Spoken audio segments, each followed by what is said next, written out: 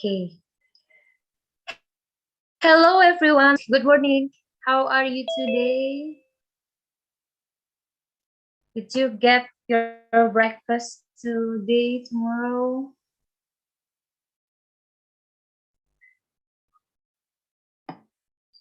Okay, I hope all the participants here stay healthy and also in a good conditions to this webinar, our UPSTREAM 2021. We will start this webinar, and then Recording in all progress. the participants please sit down by a good condition.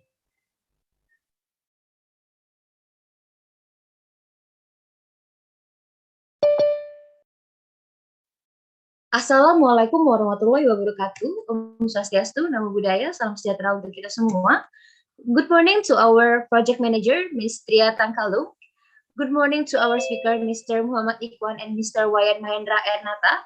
Also, for all the distinguished participants, welcome to webinar UPSTREAM 2021. Before starting our activities today, it would be better to pray first. So, I will lead the prayer. Pray to begin.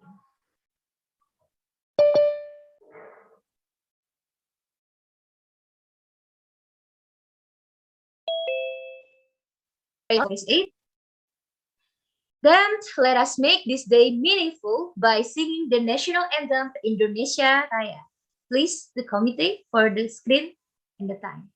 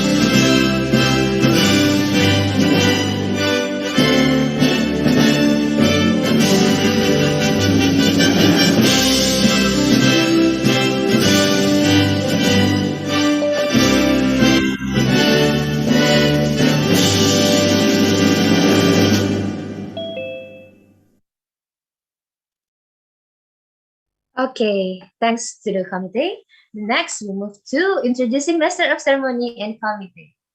Hello everyone, my name is Karidia Pratneswari Dewi. I will guide you in international webinar of UPSTREAM 2021 as your Master of Ceremony. Here, we also with UPSTREAM 2021 committees. We have Tria Jessica Tangkalung as the project manager of Upstream 2021, and Azarin Aura Salsabila and Sirius Bagarian as liaison officers, also Muhammad Wildan as operational. So, move to the next. Introducing Upstream 2021. What is Upstream 2021, which we entering today? Upstream 2021 is organized by three majors in Pertamina University: Geophysics Engineering, Geology Engineering, Petroleum Engineering, and this major is included in Faculty of Explorations and Productions Technology of Pertamina University, with our green theme of Youth Innovations for Futures Energy. This is the first most significant event of our faculty. There are essay and poster competitions, video competitions, innovative competitions, and talk show with the theme of renewable energy for Sustainable Development Goals 2030. Also, fossil energy innovations for futures energy. Upstream 2021 will take you into the theme Youth Innovations in Energy Conservations.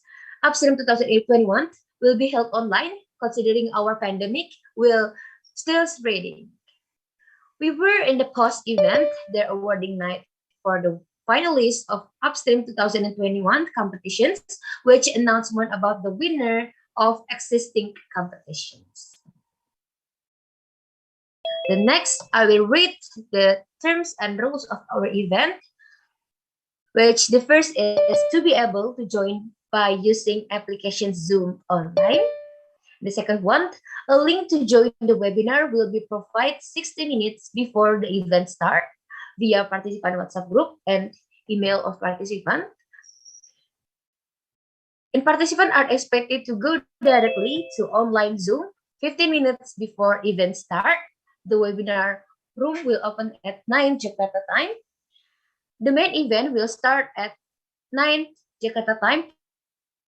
Participant microphone are requested to be deactivated optional during the activity unless the MC requested. MC lead the webinar. During the questions and answer sessions, questions can be asked via the chat or microphone features when the MC allows. Each questions include the name and institutions of participant. Example, Agus _ Unpad.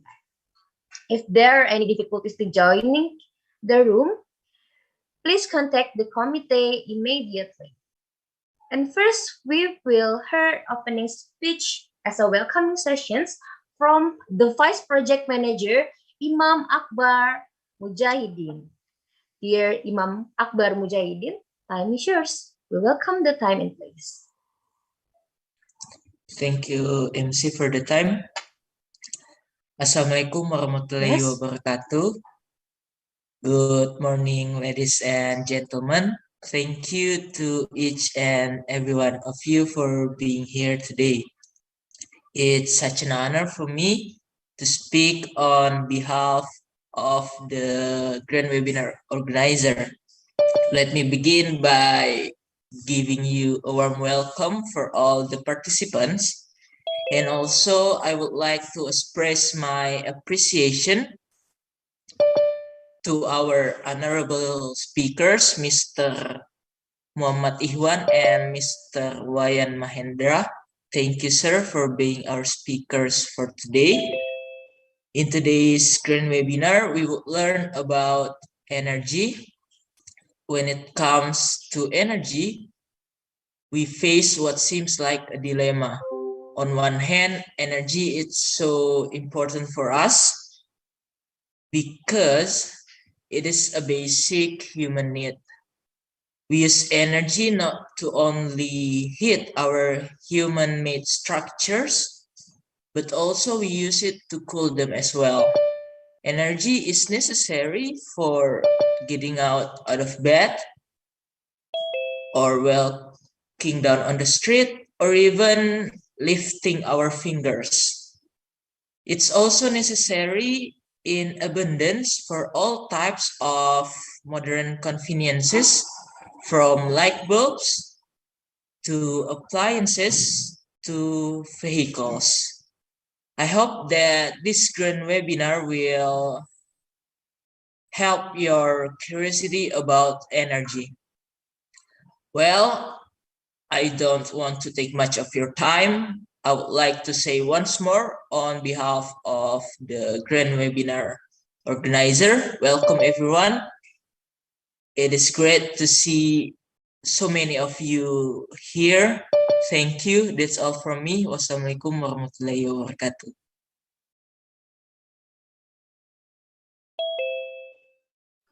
Okay, thank you so much for the very inspiring remarks from our Vice Project Manager, Imam Akbar Mujahidin. Yeah, we entering our main sessions today, which is presentations of material about upstream grant webinar with the theme Youth Innovations in Energy Conservations, which delivered by our first speakers, that is Mr. Muhammad Ikhwan. Please the committee share the screen about Mr. Muhammad Ikhwan achievement and educations.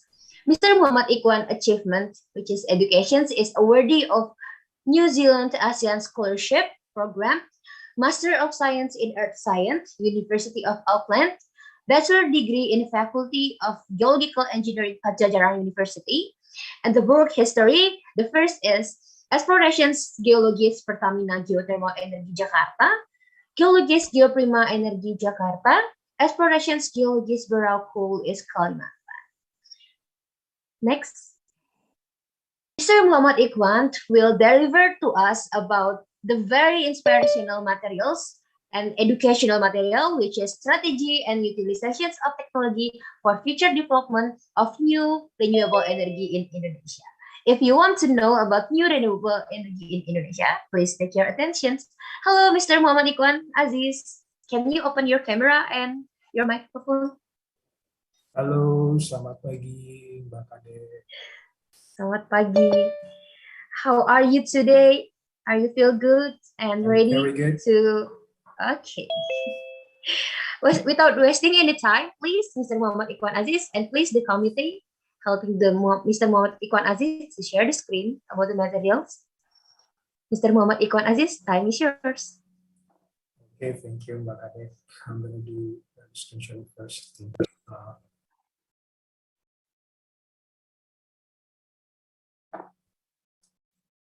I think we can stop. Okay.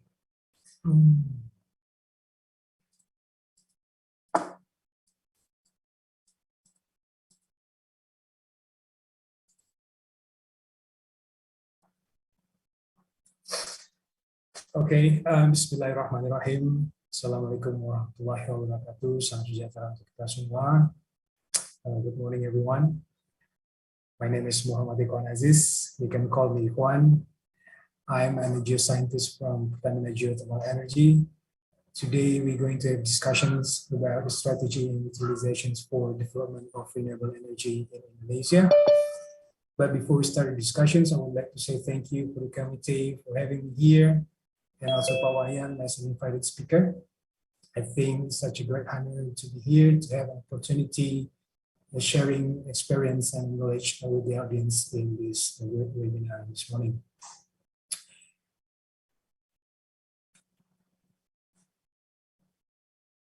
Okay, I think the MCs already introduced myself, but I think I will repeat it again because, like Indonesian jargon say, that tak kenal maka tak sayang. So yeah, my name is Muhammad Ikhwan. I have a 10 years experience in geothermal explorations in Pertamina Geothermal Energy, and I have several experience working in the energy industry, such as in oil and gas, coal, and also now I'm influenced in geothermal industries. I did my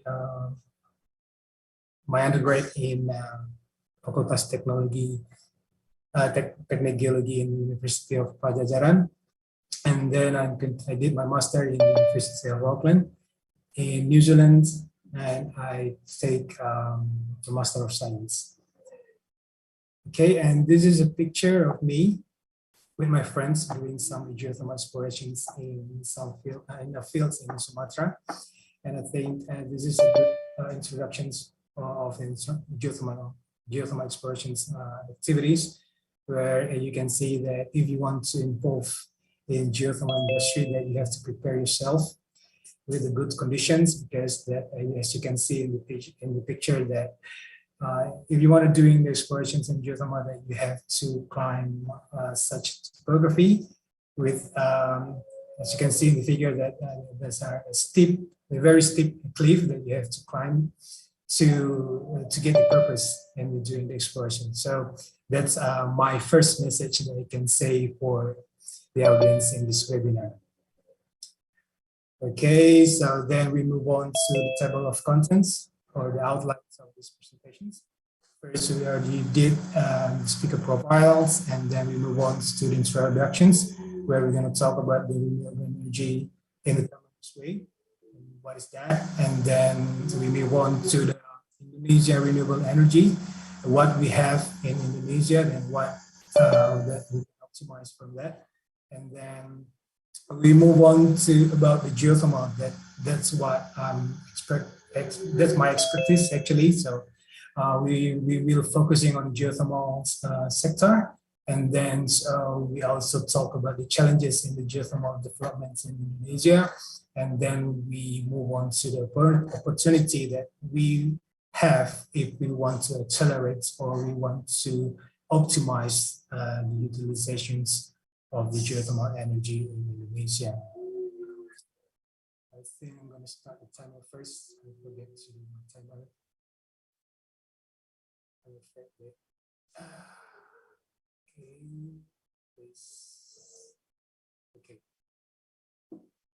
Okay, so this is the introductions. We're going to talk about the definitions of the renewable energy. So as you can see in the slide, the renewable energy is a natural resource that can be replenished in a short period of time. So these are the two keywords in the sentence. The first one is natural, and the second one is the short period of time. So basically, all of the energy type is renewables, but it's a matter of time. So if you're talking about the fossil energies such as coal or oil and gas, actually, that kind of energy is also renewable, but we need very long times to have it in the new kinds. For example, that you have to wait maybe about 1 million years to get energy such as fossil or coal, but in renewable energy, that you don't need to wait for a long time to get the new energy from the natural resource. So that's the most difference between the renewable energy and with the non-renewable energy. So basically all of the energy is renewable, but it's only a matter of time. So that's the very important point that we have to notice from the definitions of the renewable energy. And this is where we're going to talk about the types of the renewable energy. So actually a lot of kind of renewable energy is not only about the biomass, hydropower, wind, solar, geothermals, but we also can talk about the ocean's energy, and we also talk about the nuclear energy. But I think this 5 energy is the most famous renewable energy that I believe that all of the audience here is already familiar of this kind of energy. So we're going to talk about the biomass first. So the biomass energy is the energy extracted from the plant or from the organic waste, such as plants or animals, and then it can be converted to the energy such as a fuel or electricity. And then we move on to hydropower. So I think that in Indonesians, you already familiar with the words waduk or dam. So it's kind of the energy coming from the hydropower. So as we know that we already have several waduk or dam in Indonesia, and I think the biggest one that located in Purwakarta, it's called Waduk Jatiluhur, and it's already produced about 187 megawatt electricity, and it's a huge power coming from the hydropowers. And then we move on to the wind energy, and the wind energy I think we already familiar with the wind energy from the other countries such as Netherlands. And then now we also convert the wind power into the electricity into the electricity with using the turbine. And then in Indonesia, the wind energy is already done in I think in North Sulawesi in Likupang, which already produce about 15 megawatt electricity. And then the other most famous renewable energy that we knew so far is the solar energy or solar cell, where we can extract the heat from the sunlight to become electricity. And the solar cell is already done as well in Indonesia, where we have a biggest a solar cell panel in, I think, in around South Sulawesi, and it's already produced about, I think, 15 or 15 megawatts, and now we are already done, we on the process to build an PLTS terapung that we put the solar panel at the top of the lake, and we did it in Purwakarta, and is the first PLTS terapung project in Indonesia, and it estimated will produce about I think 200 megawatt electricity, and I think it's a huge energy coming from that kind of energy solar cells. And the last one we talk about the geothermal energy. I think this is the most interesting renewable energy that we have in Indonesia, and we're gonna talk about it much focus in later in the presentations.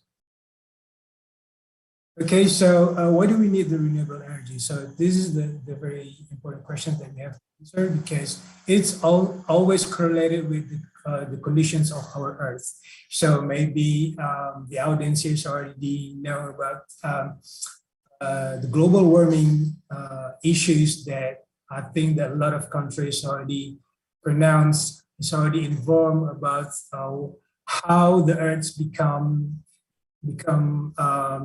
endangered due to the global warming effect. So for examples that the glass house effects that we feel today, where some of the countries already feel that they feel much hotter than usual, and then there's also a sea level rise because the melted of the ice in the poles. And we also experience the extreme weather, where it's also caused by the global warming. So I think that we need the renewable energy to reduce or to slower the global warming effect that we feel today. So, and we need renewable energy as well to stop or to reduce our dependence to the most or to the biggest suppliers, such as we talk about the oil and gas industry.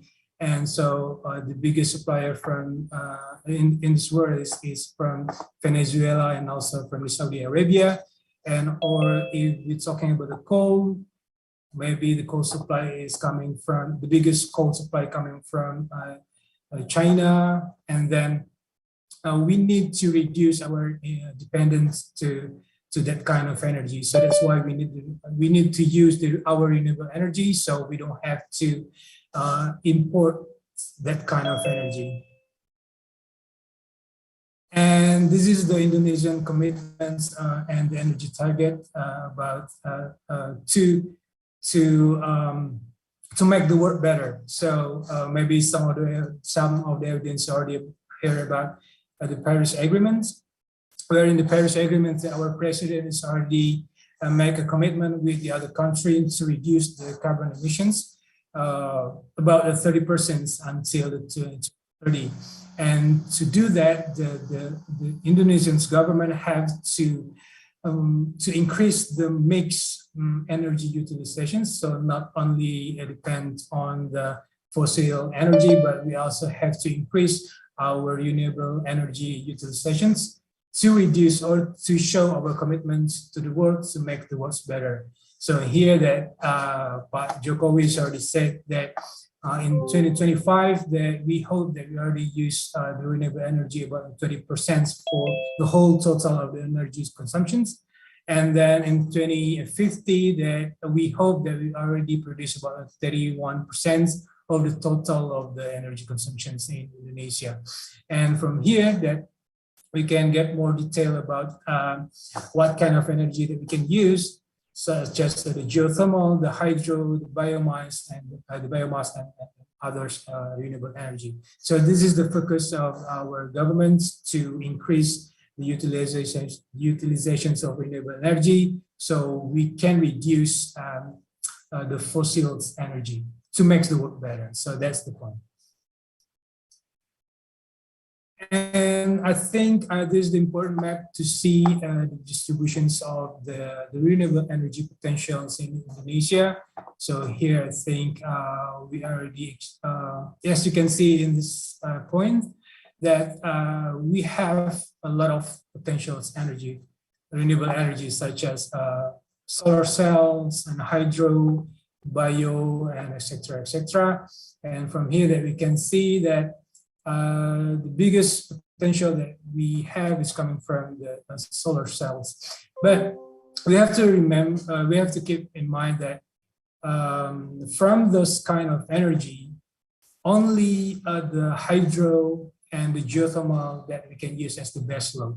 So the base load means that the energy that we can use for 24 hours and 7 days. So it's not dependent with the weather. So it's going to be a different opinion if you're talking about the solar energy or maybe the wind energy, that it's weather dependent. So for example, for the rainy season like now, we can rely on the solar energy because there is no sunlight outside.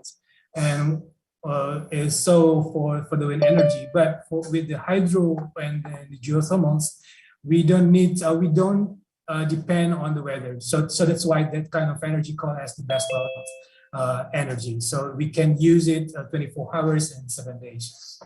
And this is the potential of the renewable energy. So basically, in other words, we can say that all of the Indonesian region have their renewable energy potentials that we can utilize. And now we will talk more focus about the geothermal energy. So as my expertise in the geothermal industries, I think that I'm going to talk more about this. And this is where we're going to talk about the definitions of the geothermal energy. So the geothermal energy is the heat derived within the interior of the Earth, where the water or steam carry the geothermal energy to the Earth's surface. So I think this is the very good cartoon that we can see in this slide, where how the geothermal system works. I think is the most simplest cartoon that we can easy to understand how the geothermal system works. So for here that there is a heat source beneath the Earth, that very hot rocks, and that kind of rocks heat the reservoir or the water that contains in the rocks in the subsurface, and this water become hot, and the heat from the water maybe in the form of fluids or in the form of steam, and we drill the rocks, and then we extract the heat energy from the water, and then the heat energy will be flown to the turbines. So this is the geothermal turbine that we call it as the PLTP, Pembangkit Listrik Tenaga Panas Bumi. And from here, and after we move the turbine from the heat energy from the subsurface, and after that, the steam is injected again into the reservoir. So before we inject it, we cooling down the steam, and then we inject it to the reservoirs. So this is a kind of a sustainable working system from the geothermal energy that makes it's renewables. So after we extract the energy, we inject it again. So the energy is still there. So it's not going to run out in the short period of time. So that's why the geothermal energy is called as the renewable energy, or maybe in other words, we call it as the green energy. So this is a very good cartoon to see how the geothermal works. And this is the use of the geothermal energy, where we can use the geothermal as a direct heating, such as to heat our buildings, or maybe with the heat pumps mechanisms, where we need to maybe to produce electricity in very small scale, for example, like in a house or a middle-sized building, or maybe we can use the geothermal energy for the electricity generations, such as we already know in Indonesia that we have a lot of PLTP or geothermal turbines to support the electricity supplies to the Indonesian regions. So basically, there's a two use of the geothermal energy. So for direct heatings or for the electricity generations. And this is the examples of how the geothermal environment. So why the geothermal called as the renewable energy or green energy. So here we can see in this figure, there are two PLTP. The first one is the Kamojang. The PLTP Kamojang is operated by PGE. It's located in West Java, in Garut, and also the PLTP Bulu-Bulu, that's also operated by PGE, located in Lampung. So from these two figures, that we can see that the geothermal energy is the real or the true green energy, because we need such environment to keep the energy sustainable. So imagine that if you cut the trees and then you open all of the area and then replace it with the buildings or with the fabrications, so maybe that we can keep the water in the reservoir. So because you already cut out all of the trees. So in the geothermals, that we need those trees to keep the energy sustainable. So that's why the geothermal called as the green energy or renewable energy. So probably that if you heard in the outside or in the public that say the geothermal energy is danger the environment, so I think it's a wrong statement, because as you can see in this figure that the geothermal energy is actually really need the healthy environments or the green environments to keep the energy sustainable. And this is the Indonesian geothermal potential maps. The geothermal potential or the geothermal resource in Indonesia is about 24 gigawatts. So in other words, we can say that it's probably about 40% of geothermal potentials in the world. So if we compare with the oil and gas industry, for example, that we call the Saudi Arabia or Venezuela has that 40% of the oil and gas potential in the world. So we can become another Venezuela or another Saudi Arabians in terms of renewable or geothermal energy. So we have the largest geothermal potential in the world, and it's due to our geographical conditions and locations, where we already know about the ring of fires statements, where due to the subductions of the tectonic plates, and we know that Indonesia is already famous about the earthquakes and the volcanoes, but besides that kind of geographical conditions also give us an opportunity or the huge potentials of renewable energy, such as geothermals. So this is the distributions of the geothermal potentials in Indonesia, from in the west coast of the Sumatra and the south coast of Java Islands, and move on to Bali, NTT, Flores, and then going upward to the Sulawesi and Ambon. And this is the distributions of the geothermal potential in Indonesia, and it's a very huge. And if we take a look more detail with the installed capacity of the geothermal energy in Indonesia is about now in 2021 is about 2.1 gigawatt, or it's already 200 megawatt additionals in Sumatra PLTP. So the biggest geothermal energy coming from Java Islands is about 1.2 gigawatt, and the second one coming from Sumatra is about 700 megawatts.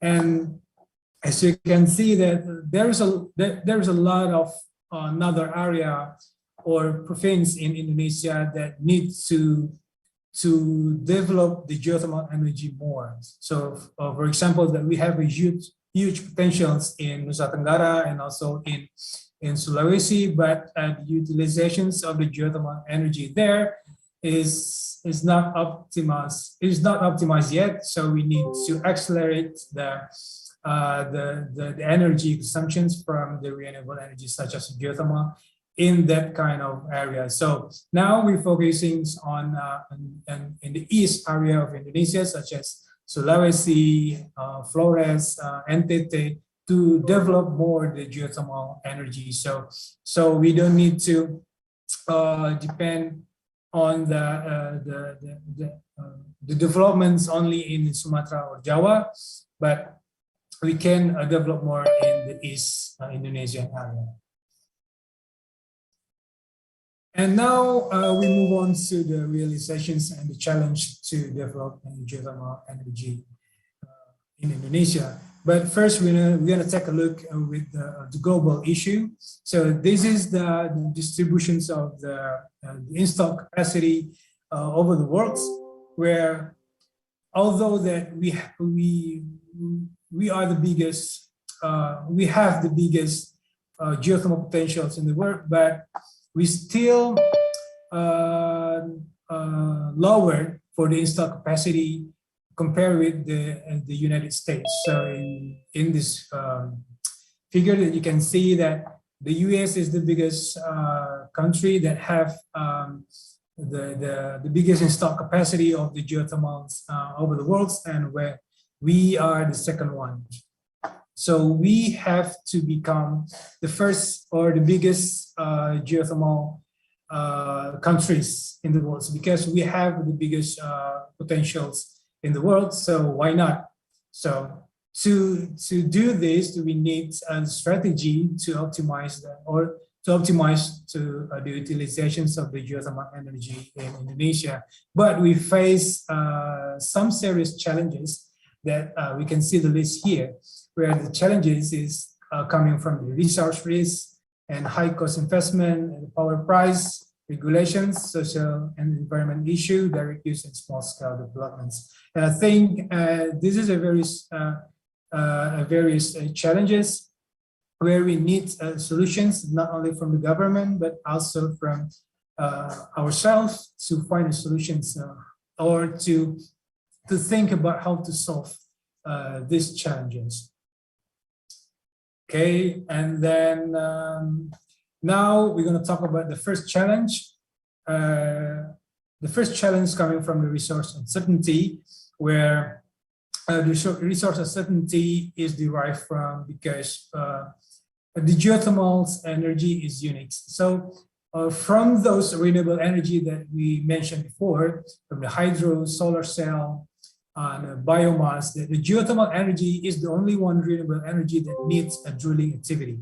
So the energy that's stored in the subsurface, so it's unique. So it's need a drilling activity such as in oil and gas. So because we need the drilling activity, so the resource uncertainty is there. So to solve the resource uncertainty, we need the insight about the geology, geophysics, and the geochemistry, all the geoscience informations to reduce the uncertainty. And because the geothermal industry is well developed, but it's not well developed, such as comparing with the oil and gas industry, where the oil and gas is already produced or is already developed for a long time ago. the geothermal industry is kind of a new energy right now, and we still try to find out the best technology to characterize the subsurface conditions of the geothermal reservoir. So comparing with the oil and gas, we still, I think that oil and gas is already mature industry, where the geothermal is on its way to become a mature industry as well.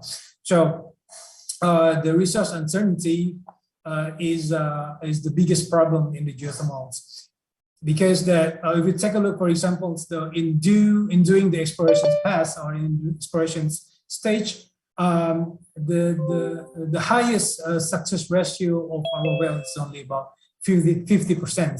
So if you want to drill a well in geothermals, so maybe you have a good results or maybe not. So only that two options that you have. So this is a very challenging, and we need to develop the technology to characterize the geothermal subsurface more comprehensive, so we get a better insight about it. Okay, and the second one is about the cost, about the money. So example that, as I mentioned before, that the success ratio of the geothermals drilling exploration is only about 50%. So so imagine that you need to spend about $7 million US to drill one well, and then the results are maybe yes or maybe no. So I think that if you are an investor, that you have to think twice to do the explorations geothermal wells, because that you only you're gonna spend about $7 million, and it means nothing for you. So this is the second challenges that we face in the geothermal development. And if we compare about the exploration stage with the development stage, the exploration stage means nothing. Where here in this chart, we can see that the development stage, for example, that if you want to build the turbine or the PLTP, is the cost for that kind of stage is about 50% of the total of the project cost. So this is a very expensive industries, but the success ratio is still lower if you compare it with the oil and gas industry. And the other challenges that we face, especially in Indonesia, is about the price. As we know that in Indonesia, we only have a single buyer for the electricity, which is a PLN, where the PLN controls all of the price of the electricity over in Indonesia. And so here that the electricity price is not the same in the Indonesian regions. So for example, that the price of the electricity in Java or Sumatra is much lower than if you compare with the price of electricity in the East Indonesian regions, such as in Papua, Sulawesi, or NTT, or Ambon, or Flores, etc.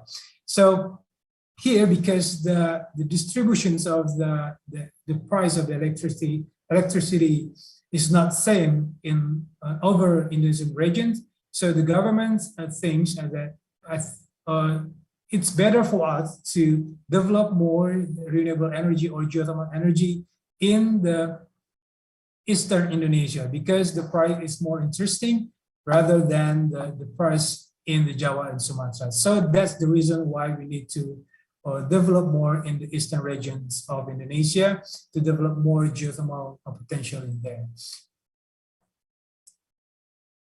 And then we also have a challenge about the regulations. And this is the unique conditions of the geothermal potential in Indonesia as well. So as I mentioned before, that the geothermal potential is mostly correlated with or located with the forestry. For example, in the mountain, in the volcano, or something like that.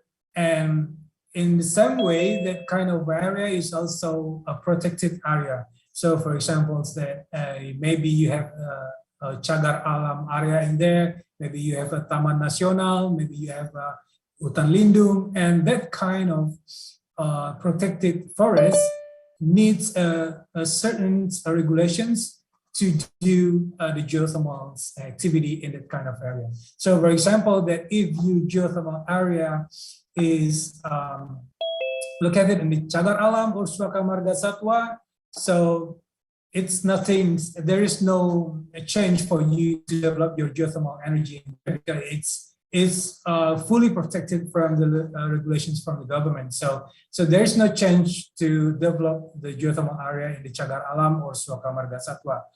But if you want to explore your geothermal potential in the Taman Nasional, Taman Hutan Raya, or maybe in the Hutan Lindung or Hutan Produksi, so there is some regulations that you have to deal with, such as IPJLPB. It stands for Izin Pemanfaatan Jasa Lingkungan Panas Bumi, or you have to deal with IPPKH or Izin Pinjam Pakai Kawasan Hutan Lindung. So this kind of regulations is mandatory to deal with if you want to explore your geothermal exploration activity in that kind of forestry status.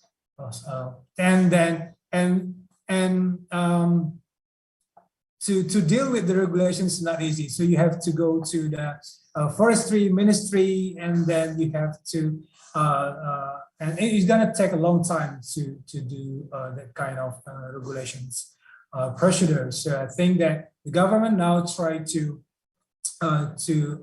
cut the way, so you don't need to wait a long time to take care of this kind of regulations. So we have. So we can do the geothermal explorations in a short period of time, so without waiting for a long time until the regulations or until the permits is coming out from the government. So this is also the challenge, the big challenge that we have in Indonesia.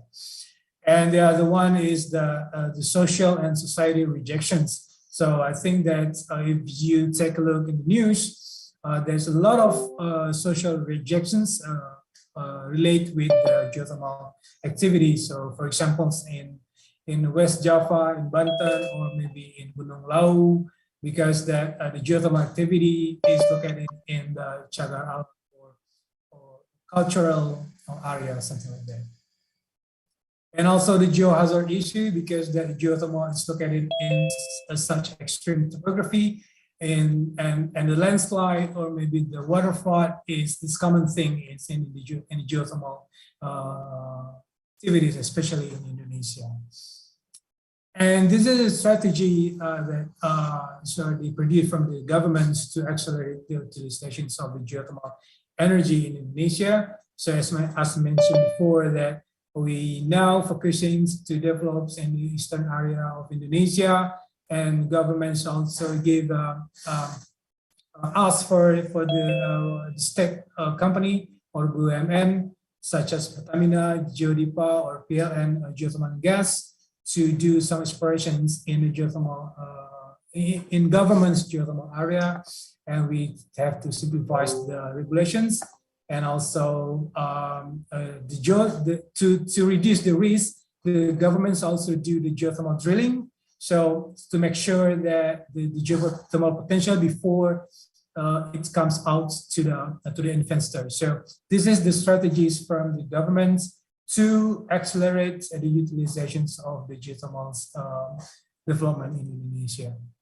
And this is the last slide, I think, where we need technology. We also need, I think, that a lot of, bunch of the technology that we can optimize into enhance the geothermal system. But this is the examples that I give to you. The first one is where we can do the enhanced geothermal system, where we deal with the low permeability geothermal reservoir, and we create or we stimulate the reservoir permeability, so we don't need to natural flows from the reservoir's fluids, but we stimulate the reservoir by injecting the water, and the water will be heated by the hot rocks and the subsurface, and then we can produce it to the geothermal turbines in the surface. And the other was instead that we develop the high temperature development the high temperature geothermal system that is already famous in Indonesia, but we also have an options to develop the low temperature developments, where we target the geothermal system with the temperature about under 200 degrees C, and where if we want to explore this kind of geothermal systems, so we can reduce the drilling risk because we don't need to drilling deeper to find the temperature below the 200 degrees. I think that's all that I can give to you in these presentations. And thank you for your attentions. And I give it back to the MC. Silakan Mbak Kade.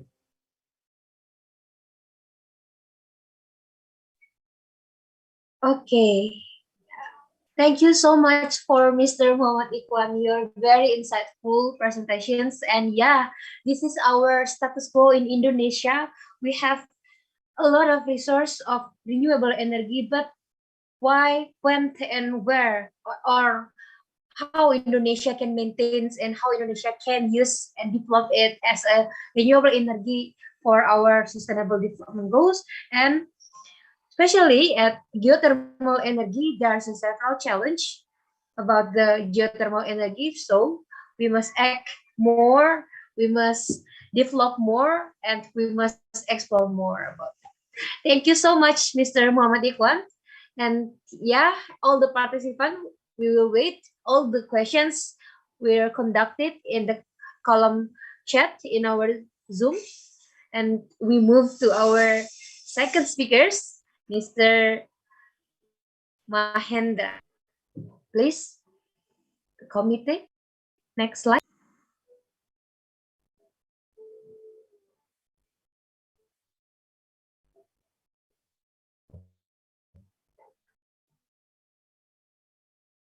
Okay, but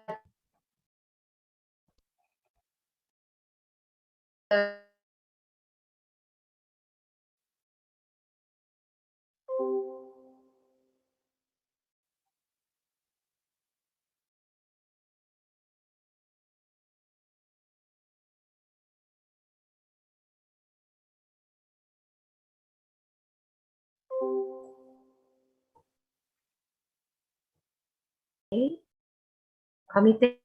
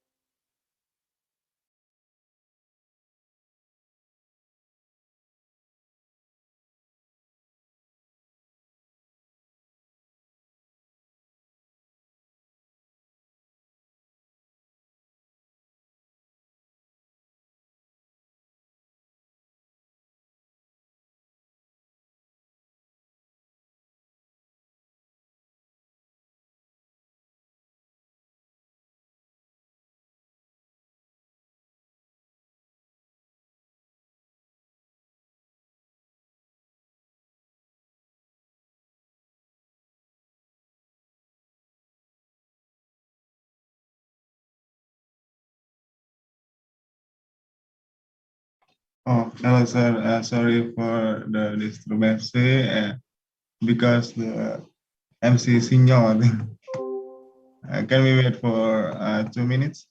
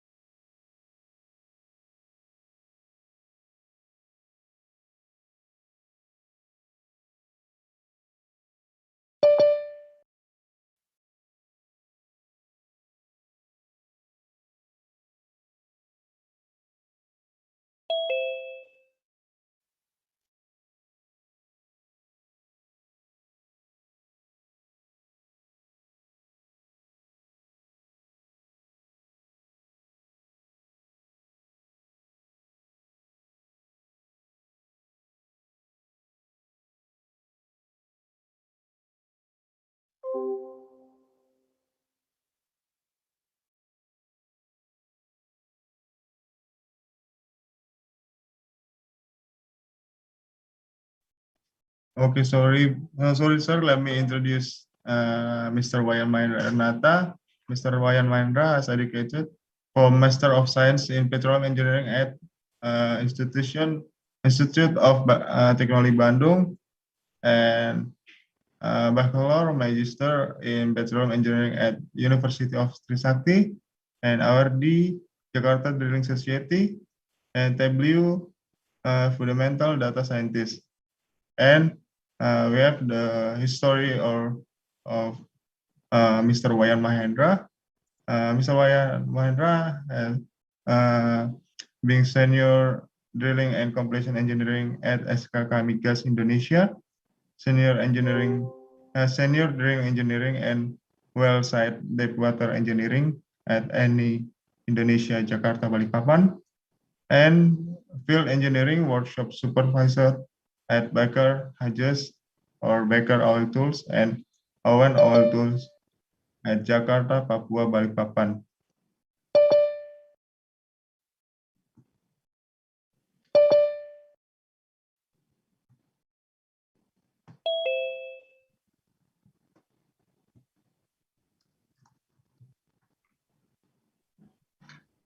Okay, Pak Laudi, thank you for the introductions.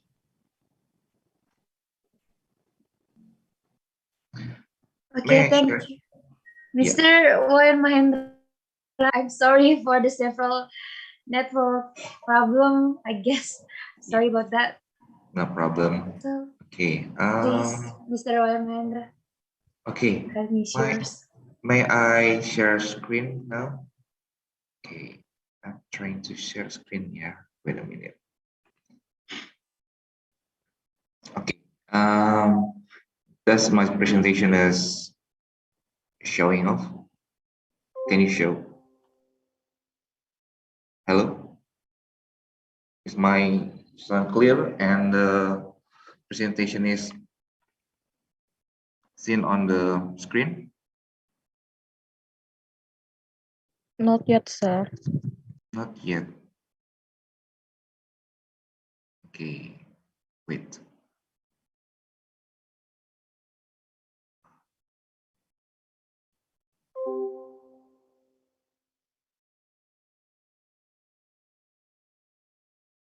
Okay, now you are seeing the presentation.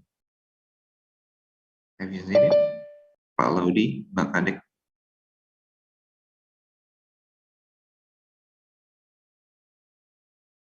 Hello. Pak Laudi, my presentation is seen on your screen? Oh, no, sir. Not yet? Yeah, not yet.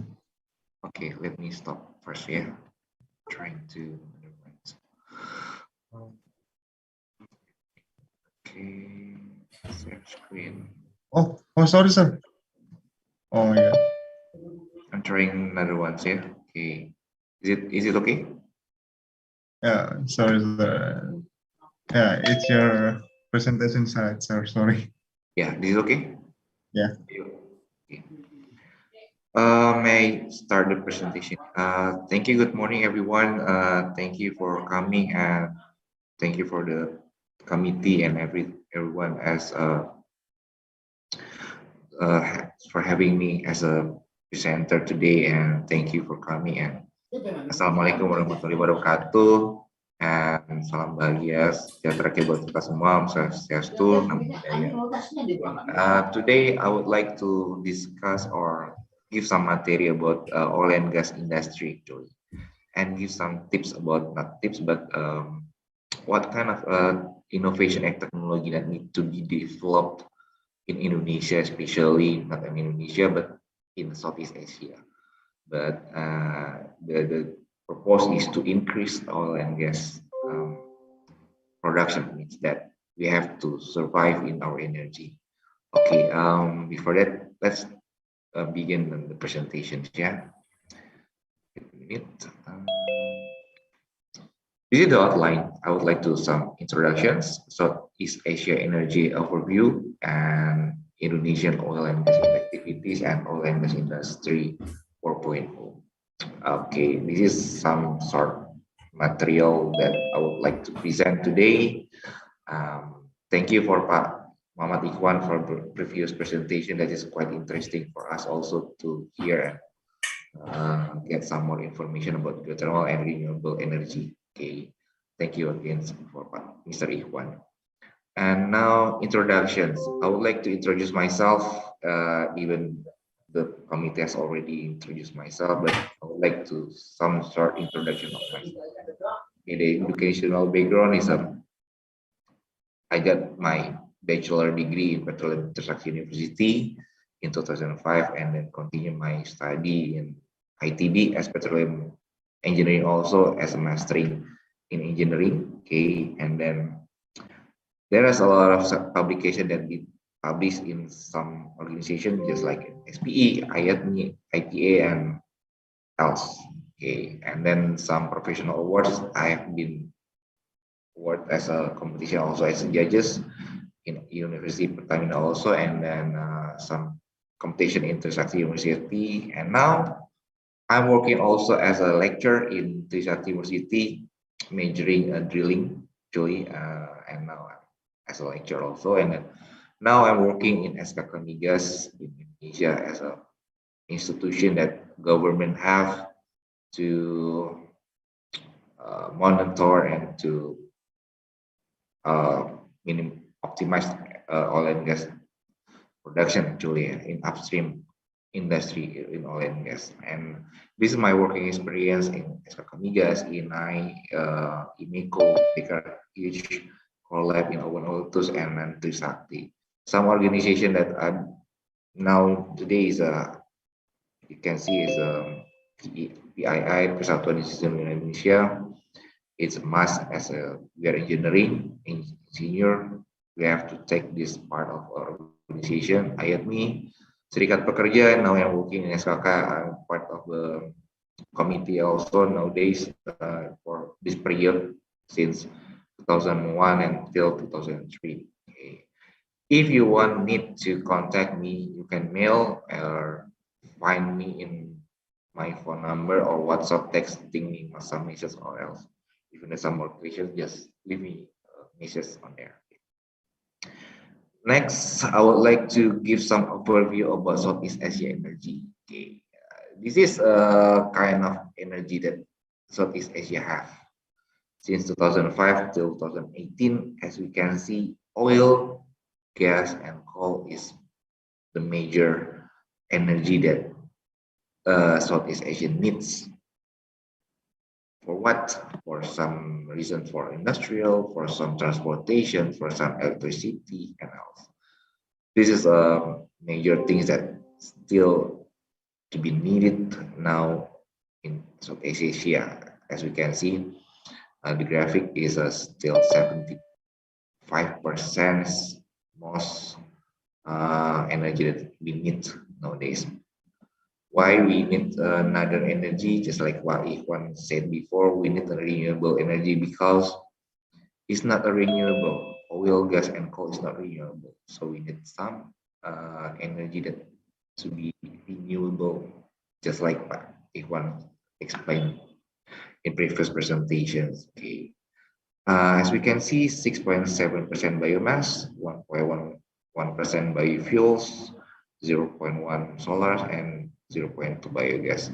Else, and renewable. Okay, this is the primary supply and demand energy. As we can see here, oil is the most energy supply that's still needed today, even though there are some electric car and electric things that still being developed by what do you call it, the producer for oil for cars, but still we need oil and gas energy to be produced nowadays. As we can see, this is supply here. The coal, oil, and gas still needed nowadays, but we need to improve or increase the supply of renewable energy in Indonesia, not only in Indonesia but in Southeast Asia, to keep the energy in Indonesia is going through for our industrial and everything. So what is the demand of this energy? Most of them that we need some electricity, fuel and everything, and the most things that we need is for industry and transport sector. Nowadays, as you can see that some diesel fuel still for cars, bus, and everything that to make it moving from one place to another place, that we need some energy that is the most is using the oil and gas energy. Okay, this data is taken from ASEAN Energy Statistic Leaflet. I'm taking from that data, and then in 2019, the reserve of oil and gas and coal in Indonesia, especially in Indonesia, the proven reserve is 3.77 million barrels. It means that if we still using this energy in oil reserve in Indonesia, we only survive until next 9 months. Sorry, 9 years from now. But if this status in 2019, if it plus 9 years, it means that 2028, the proven reserve or the reserve of oil reserve here in Indonesia means 0. So we have to import more oil from another country, so we have to pay more about the cost and everything if there are not any additional discovery oil reserve in Indonesia. If this condition nowadays is 3.77 million barrels. And now we can see, now we move to gas reserve. There's a lot of gas here. As we can see, the proven reserve here in Indonesia is 7.3 billion cubic feet. Means that the remaining years that we can use the gas reserve, or just you can use the LPG, you can for transportation, also for energy and else. The remaining years that we can use the gas reserve is 22 years from 2019. So means that 2041, so the gas reserve will be nothing in here, or it will be import from another country also. And for coal reserve in here, that we have 37.6 million tons, means that the remaining reserve here is 65 years from now, and then means that 2074, the coal energy or reserve will be declined, or will be need to be 0 from Indonesia. This is the map of Indonesian and fossil energy reserve that I have and taken from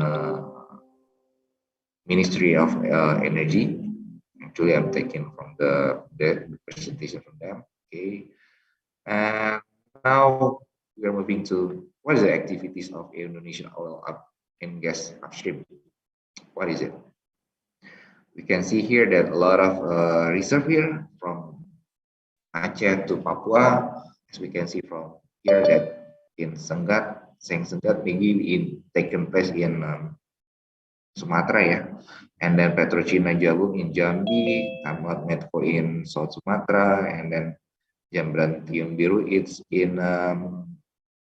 what we call Cepu in Jawa Tengah or Central of Java, and then this is in offshore in Natuna Sea. There's a Bison Iguana Gajah project, and then Buta also in Natuna, Konokoglisik in Jambi also, Gendalogaham in Selat Makassar Street. This is still have a lot of potential energy here, and then the other ones is Sirasum Batur in North Bali and Kangean Energy, and Bukit Tua in Madura offshore. Sorry. Tangguh here, this is taken place in Papua also. This is in eastern area.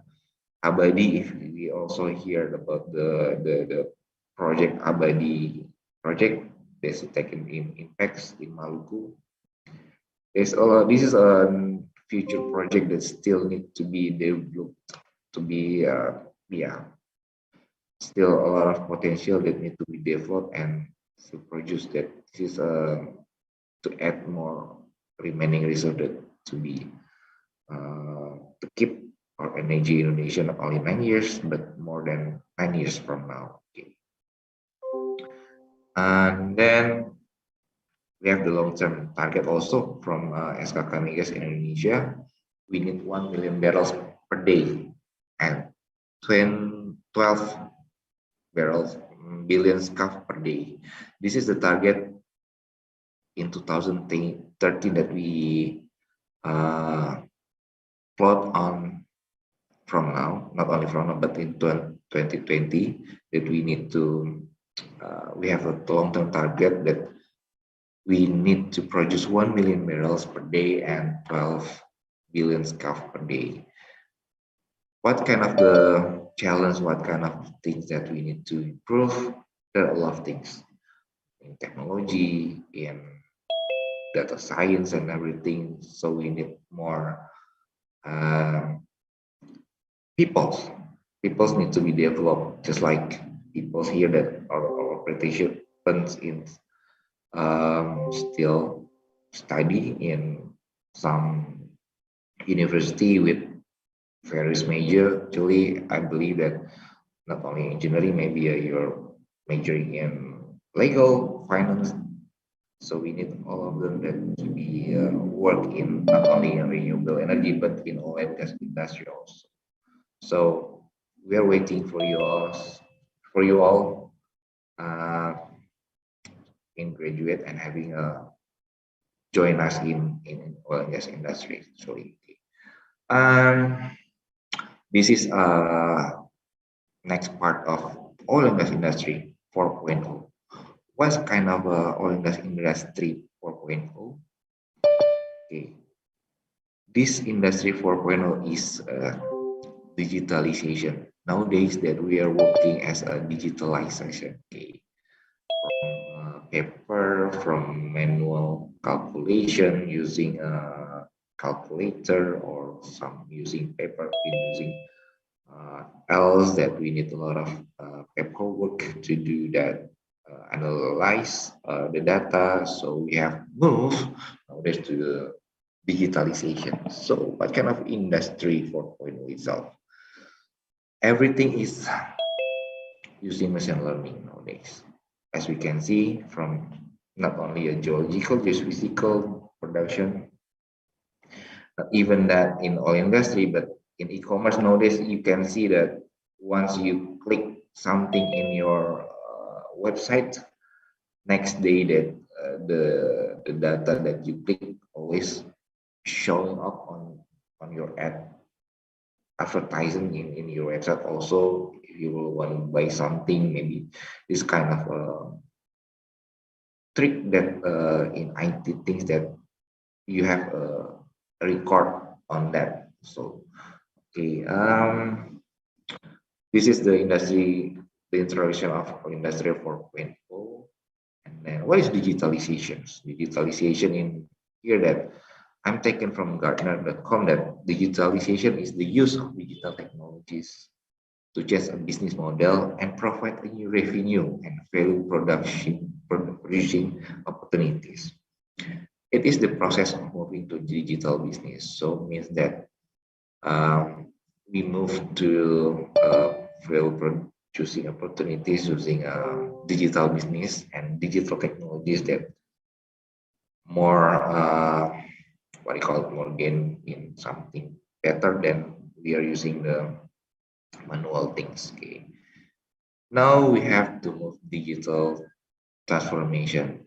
Is the adoption of digital technology to transform the service or business through what? To replacing non-digital or manual process with digital process, or replacing all the digital technology. Digital solution may enable innovation efficiency via automations. What is automation itself?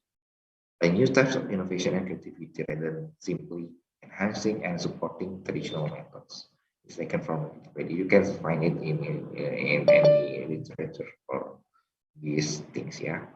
Okay. And then digital transformation. The previous one, you're using a manual occupation, using typing machine, using blah blah blah in paper work.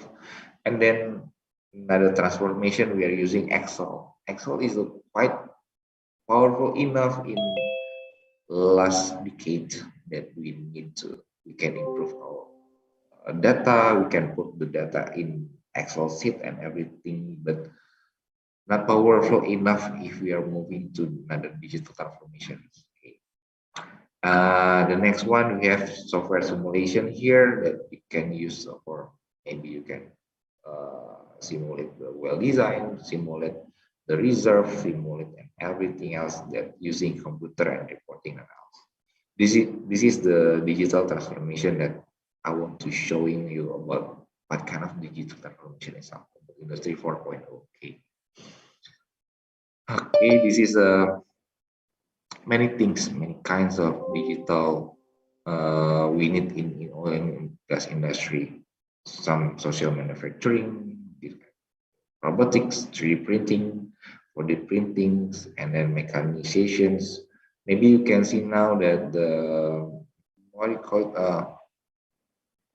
freeway that we have what you call tol, jalan tol di Jakarta using the e-money, right?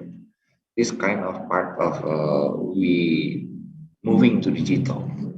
We only put our card e-money on else or flash card and tap it. This is kind of digitalization.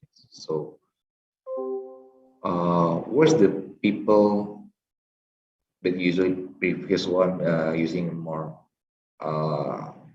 physics in money, as you can pay if you pay 10,000 to the people and then give back, and then you can pass to the freeway. But nowadays we're only using the card, e-money or flash card as nowadays. Okay, this is more powerful enough because we have to sort the what do you call it, untrian, yeah, we can sort the things that no car and everything, so it's made the process still fastest way. Okay, this is another use of the intelligent power management using digitalization. So there's some gates, some sensor that will be put in oil and gas industry. This is another using of digitalization that so special in case here that we can put the sensor in engine actually in rig. So I put the sensor on rig so we can use our automate software that we can use using additional power source, or we can use hydrogen, or we can use another energy like, or we can use, we know the consumption of the fuel itself. So nowadays we have to reduce the emission of CO2 because nowadays that you know that some news that we need to reduce some CO2 reductions, right? So reduce it, and then a lot of regulate some undang-undang or something else that Indonesia, but some countries that we have to reduce carbon dioxide, carbon monoxide to be exposed to our air. So it's kind of pollution, so we minimize it. That's why this intelligent power management system that been developed by Schlumberger, this is SLB, that means that been developed to monitor the using the fuel itself, the power demand. Next, yeah, as we can see this, we can use the digitalization in some part of power management itself. Okay, so how it works? Digitalization works using the big data. The first thing we have needs data. There's a lot of data in here, in paperwork, in click on picture, and else.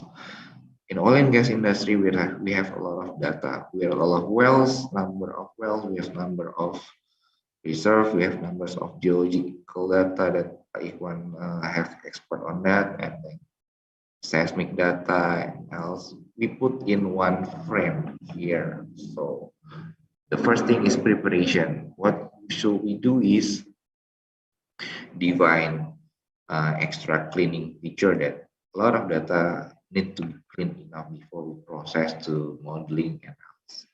And then we move to the data science. We process all the algorithm and then selection which data we need to sort or filter and build some modeling.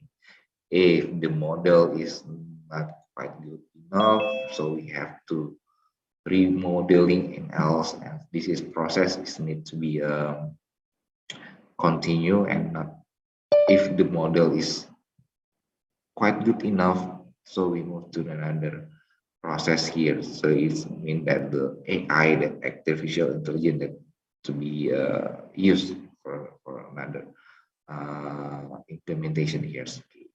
After that, after we build the model, after we prepare the cleaning out all the data here, so we put here in as an implementation. After that, we put some analysis here, we put some graphic, we put some details data, we put some extraction, we put some, so there's a prediction also, what will be next week we do, what will be happen, so which parts will be taken, and then we give this as a reporting here.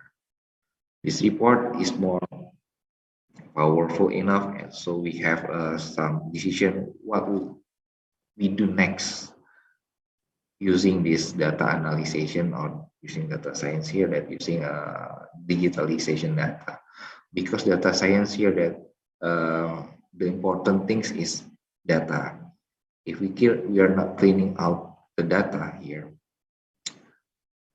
the prediction, the extraction, and the result will be missed or will be not as what we supposed to be. Okay, maybe if we are, for example, if you are going to somewhere using Google Maps, which part that you are using, there's some option, which one you take, using a freeway, toll, or not using freeway. There's a timing that more longer time if we are not using the toll and or freeway, and the shorter one we are using the freeway or tollways. Okay, there's a kind of logic about the things that nowadays we are using the artificial intelligence or the digitalization data we supposed to use nowadays. Okay, that's akan. So this is how it works, the data digitalization in oil and gas industry. Now, okay, this data is about, I've been prepared with this prototype also for my institution as Kakamigas. As you can see here, the participants, that this is the program that been collecting by people as Kakamigas, that how many wells will be developed the next years or previous year, that so we can monitor how many wells been drilled. As we can see here, this is the number of wells that has been drilled nowadays. This is taken in November last month. So as you can see here, this is the number of wells that been developed in Indonesia actually. And this is kind of what its number consists of. This number is consists of the problem or the needs that need to be supported by SRK Migas, especially for maybe need some discussions, need some support as permits. Just like Pak Ikhwan said, that we need some permits. You go to forestry, Taman Nasional, and else, or environment permit. Also, we need some support from another ministry, from another stakeholder, so we can monitor here day by day, weekly, monthly, about which wells which operator that need us our supports in SKK Migas. So I made it this prototype to help the operator, not only operator, to drill the wells, but we need to increase our productions oil and gas in Indonesia. Just so we have to support the 1 million barrels per day and 12 billion scf per day in 2030. So these tools been developed in SKK Migas called the readiness monitoring dashboard. I think this is the last presentation. I would like to showing you about this dashboard as a live demonstration, so you can see how it works in the digitalization in SKK Migas. May I stop share screen now, yeah? Allow the committee. Okay, sir. Yeah. Yeah.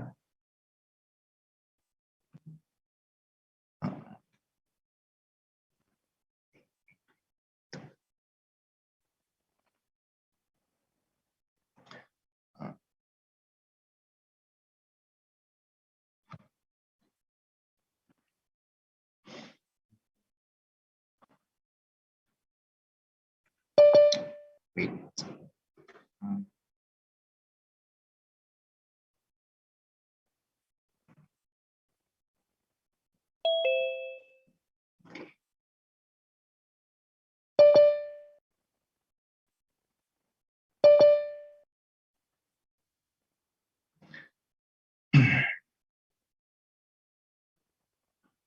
Share.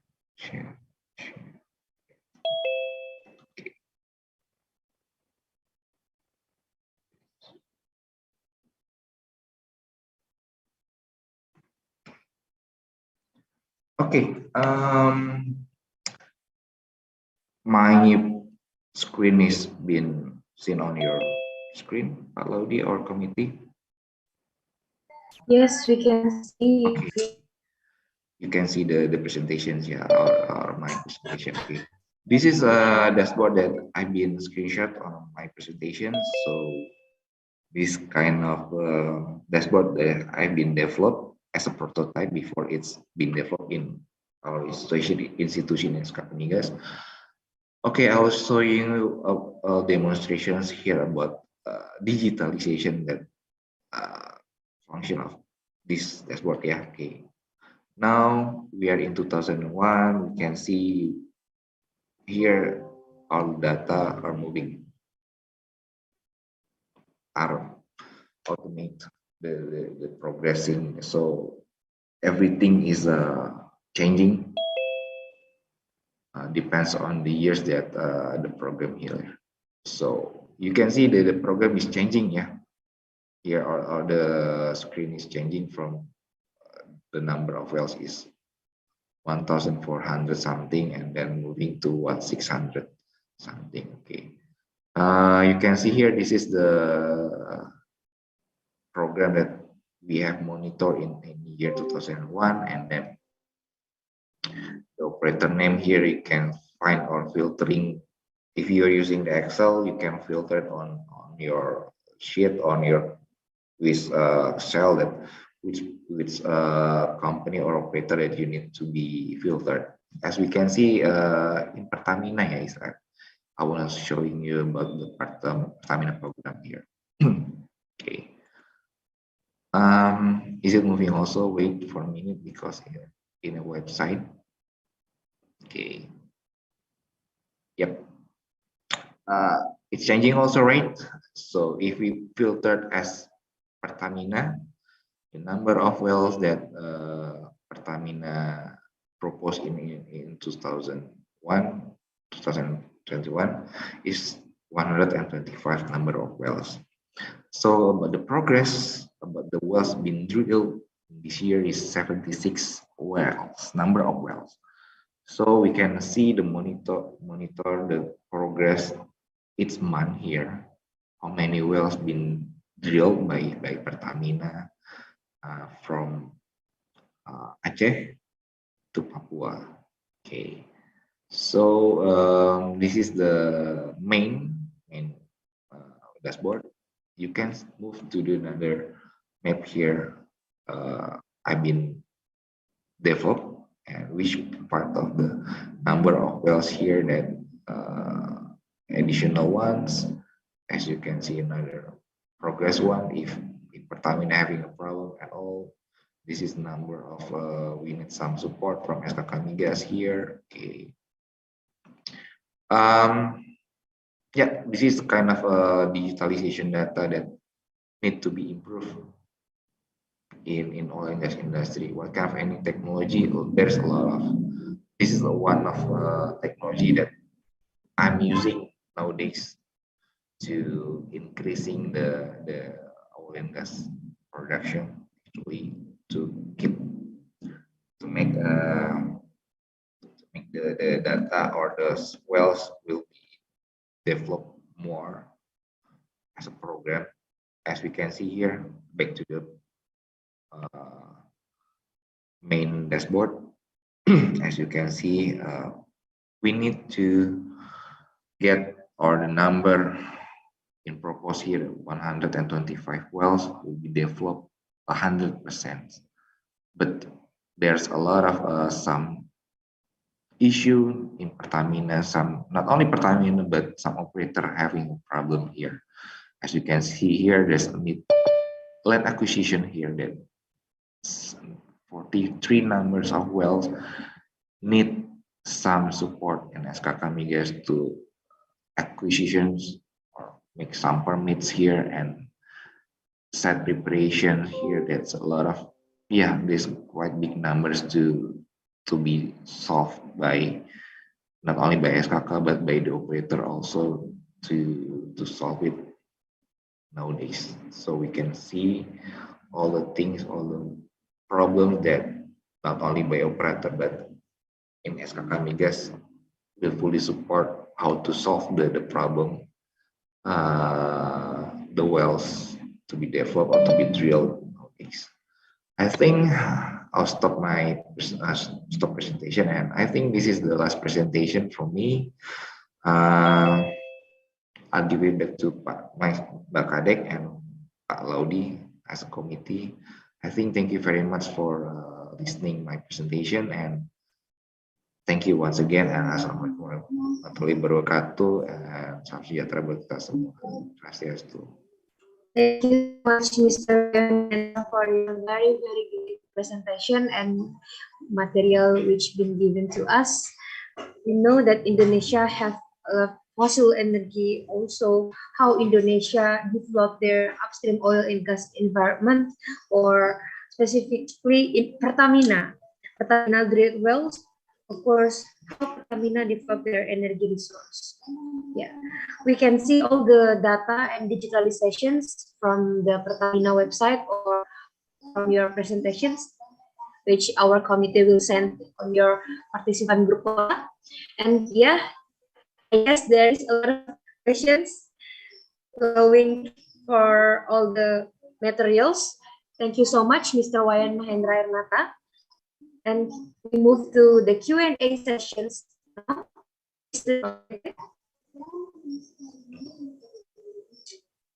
Since we end the presentations, we move to our Zoom chat section.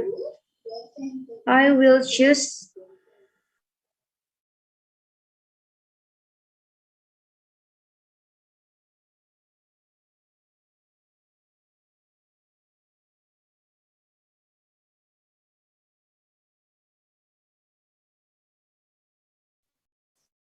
okay. I will read the questions from. Sorry, this is a lot of questions. I guess there's good questions. Oh, okay. From our Google Form sections to Mr. Ikwan. Mr. Ikwan, are you there? Still with us? Of course, Mbak Kadek. Still here. Okay. Thank you so much. And the questions is, what strategies and technology are appropriate to support renewable energy, and what are the positive and negative impact of using renewable energy? This is the questions need to clarifying. Please, Mr. Muhammad Ikhwan, time is yours.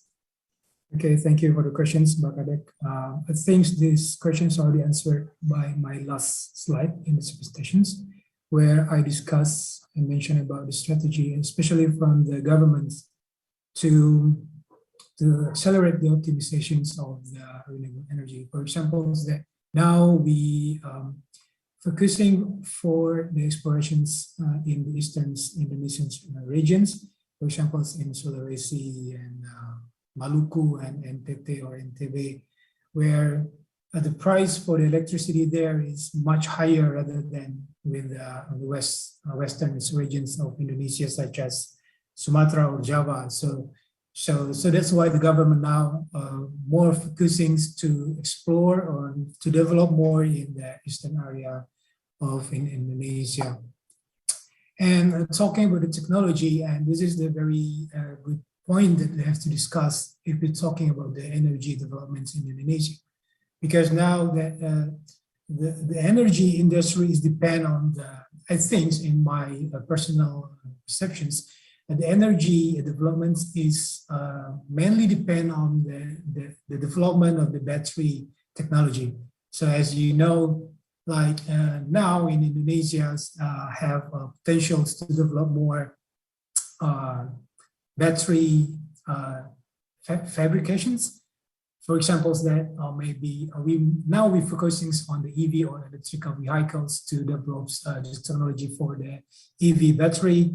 But I think that is not limited only for the EV battery, but we also have to develop the technology for the battery for the renewable energy storage. For example, that maybe I can give you an example of something like on the old days, we use a disk or diskette, we call it in Indonesia, to store data for, I think for only megawatt capacity. Megabytes capacity, I'm sorry. But now we can use a USB drive, like the smallest one, and then we can store more data or more capacity with the smaller device, such as a USB drive. So I think that kind of example can also apply to the battery or to energy storage. Maybe that nowadays, or maybe in the futures, I think that, and I believe that it could be happens soon. So maybe in the future that may, for a battery with the cell phone size, for example, and that it can store a lot of energy that can produce an energy to supply the electricity for the housing scale. And it's I think that it's something that's really possible that can happen in the development of the battery technology and the development, especially in Indonesia. So I think that the strategy that we can hope and we can apply to accelerate the utilizations of the renewable energy consumptions in Indonesia. And I think the positive impact of the using of the renewable energy, of course, that we can contribute to climate change. For example, that we don't have to use the fossil fuels such as coal. We produce a lot of the carbon dioxide gas or something like that. And then by using the renewable energy, that we can reduce the consumptions of the coal energy, and then we can reduce the productions of the carbon dioxide, and then we can make the world better, and we can contribute to the climate change, or we can prevent the climate change, hopefully. And I think there is a view, and I think the negative impact is not really significant to talk here, because we're talking about renewable energy, and we have a hope there. And so why should we have the renewable energy if it has a negative impact? It should have a negative impact, but it's insignificant if we compare with the negative impact with the fossil fuels or the fossil energy that we already consume nowadays. So, for example, the negative impacts, I think the risk or the challenge that might comes out from the explorations, or maybe there is some resource challenge or resource risk that we have to face to develop the energy. But I think that it's so insignificant if you compare with the negative impact that we feel coming from the fossil fuels energy, such as coal, something like that. I think that's my answer. I hope it answered the questions. Okay, thank you so much, Mr. Muhammad Ikhwan. I guess that's a lot of answering all of the questions here about negative impact is not really significant. Also, we hopeful from the renewable energy system, especially Indonesia in the climate change or something. We have a mandatory to implementing sustainable development goal to change and face the climate actions problem. Yeah, it's just a very answering the questions. Okay, thank you so much, Mr. Muhammad Ikhwan. We move to Mr. Wayan Mahendra from, I guess I will choose the questions from Google Form, of course. Mr. Wayan, are you there? Yes, Mbak Kadek, I'm here still. Thank you so much.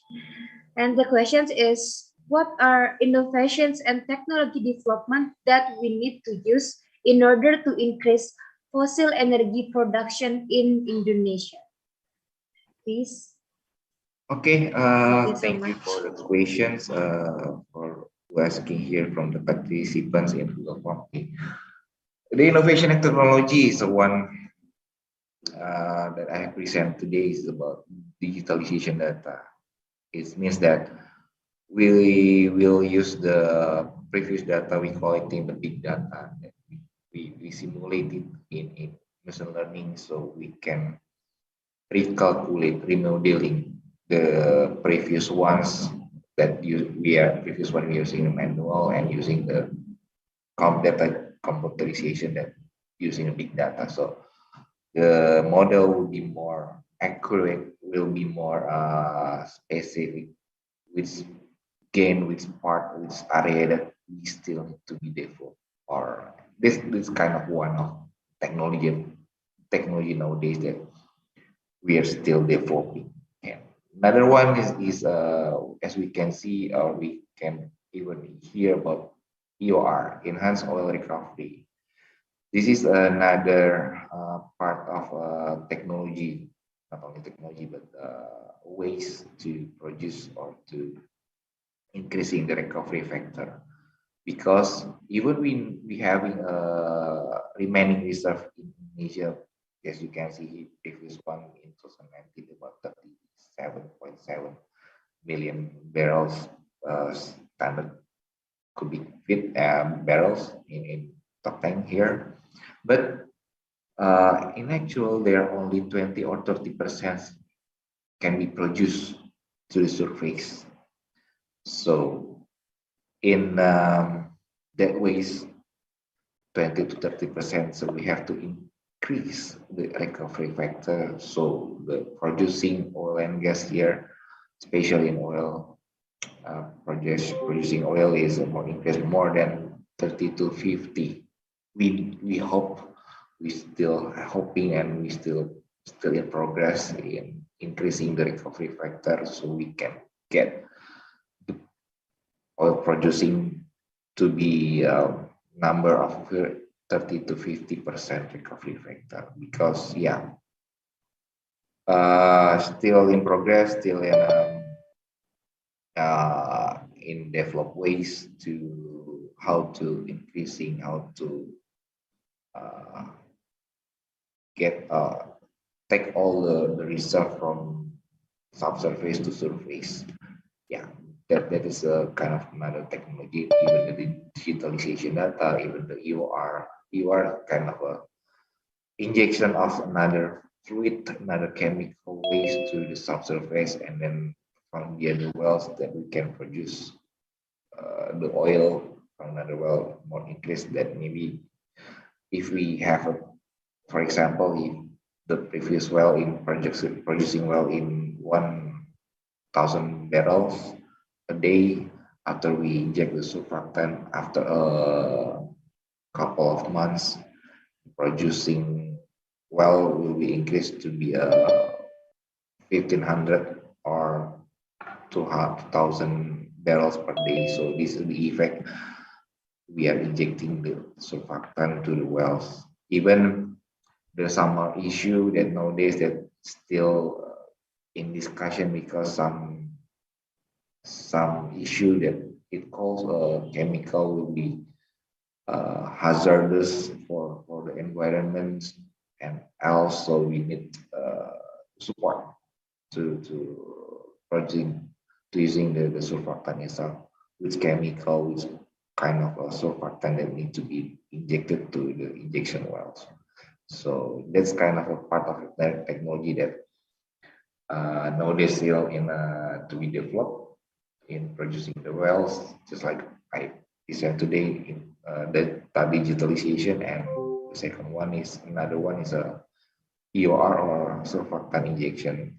There's a lot of technology also, but not only producing, but we can optimize, we can minimize the cost, we can optimize the more efficient, so we can cut the cost more if we are using the technology. So which part that we need to use the technology here?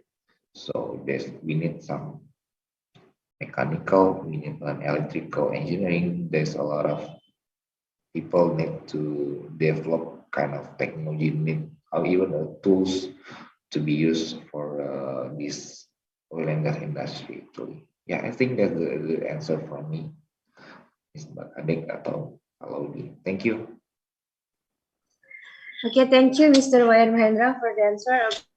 What technology we can use to increasing fossil energy productions in Indonesia? And that's answering the questions from our participant today. And we move to the last question, last but not least, the questions from Dimas Aji Saputra, STMIKPP Kia Taran Kanita Rahmawati. They introduced themselves.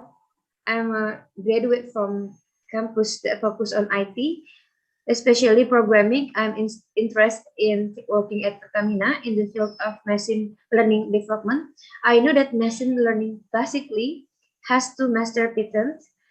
My question is, what skills should I prepare or maybe need if I want to apply for a job at Pertamina, especially in the technology development section there? I'm a graduate from campus that focus on IT, especially programming. I'm interested in working at Pertamina. My question is, what skills should I prepare if I want to apply for a job at Pertamina, especially in technological development sections? They're on a drilling sections. I guess this question first going to Mr. Wayan Mahendra. After that, we move this answering questions to Mr. Muhammad Iqbal. First, Mr. Wayan Mahendra, please share your experience or something. More specific, yeah. Yes. How call it, Dimas Aji Saputra. Okay. This major is nowadays, yeah. This major IT is kind of support, not only support, but if you are more interested in that part, you can join in with Pertamina also. But as you can see here, if you have another innovation using just like what I did it present today, make some dashboard or digitalization. What I'm using today, present today is if you know what we call it, Tableau, or in Google Dataset or Microsoft Power BI desktop. is a kind of tool that you can use to analyze the data or everything. That's kind of tool that you can use it, or you can take some Python or R and data coding just like that. This kind of part of that. Maybe the IT things is more, yeah, you more good enough in IT. I don't have any IT basic at all or programming, but I'm eager to learn something new, just like using machine learning, using Microsoft Power BI, Tableau. But my basic background is petroleum in drilling and completion and operation, but I'm eager to learn something new in IT. But if you are going to join with Pertamina, not only in Pertamina, but another, what do you call it, operator here in Indonesia, not only Pertamina, there's a Medco, but some services. I forgot to present or show you not only Pertamina as an operator in Indonesia. They still need an IT person, even knows not only in IT, but how to generate the data itself, just like I present today about what kind of how it works using the big data science and to be reporting good recommendation not only for another worker but for the management, so they can have any answer to what kind of step that should be taken next after we analyze the previous data, the big data. Okay, I think yeah, another skill that maybe I suggest to Dimas is learn about data science, data scientists and data analysts using that tools. I have some experience also that I'm taking a scholarship also in Cominfo. That there is a digitalent.com. Maybe you can find in the website, so you can join the schools or the another skills that in data science there. So it is free enough for you to take the learning about data science, data engineering, data analyst over there. There's a lot of things that you can find which part, which skill that fit best to you. Okay, Mas Dimas. I think that's the question about Mas Dimas. I think I hope my answer is giving you more insight about the IT and how to join with Pertamina as your major in IT. I think that Kadek or Laudi. Thank you very much, Mas Dimas, for the questions.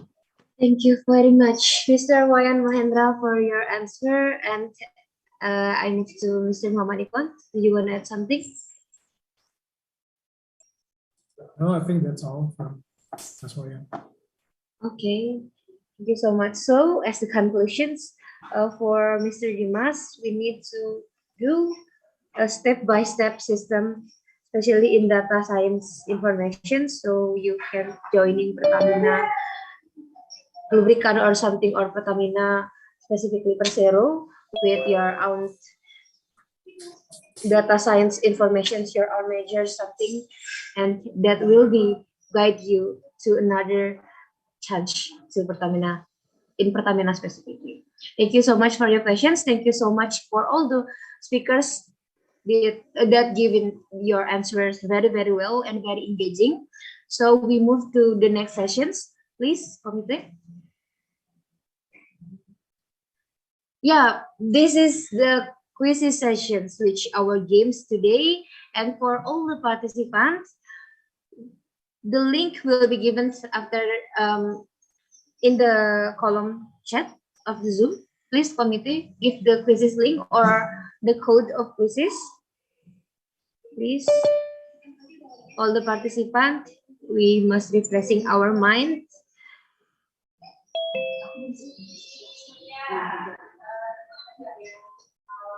Okay. The participant, please go to the Safari or Google something and find the quizzes website. Our code is 638683. 638683. We'll be waiting for your attendee. Only 3 participants. Please joining us in quizzes, guys. This is our games. Maybe there will be a surprising something achievement or surprise from our committee.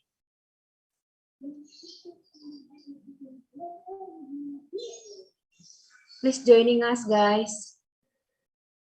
There is 90 participants in our Zoom, but in the quizzes just 3 participants. Please, guys, we will waiting until. I think you have to mention about the price first, Mbak Kade, because it can encourage the participants to join with you in the quiz. About the price. How about the price, Mr. Laudi? Is there any prizes or surprise something?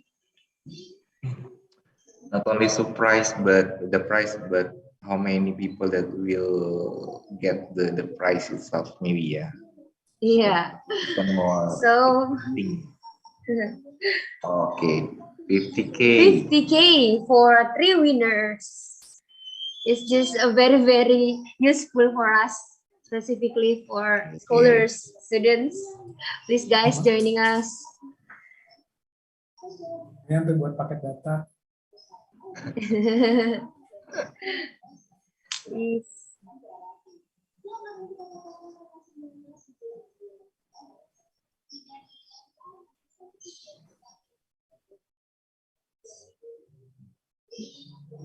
Since we waiting until 3 minutes, just 14 participants here from 1991 participant in the Zoom.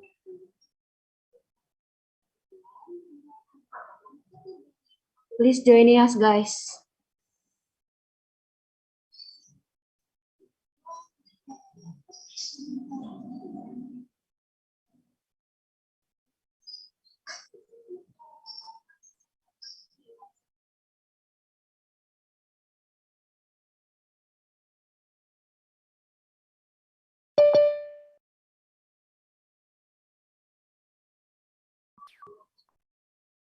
"21 participants.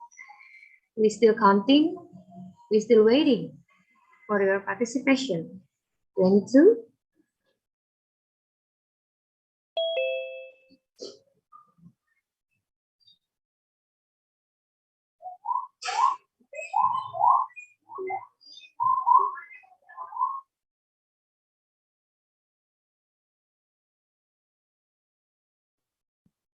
"24, going 25, 26.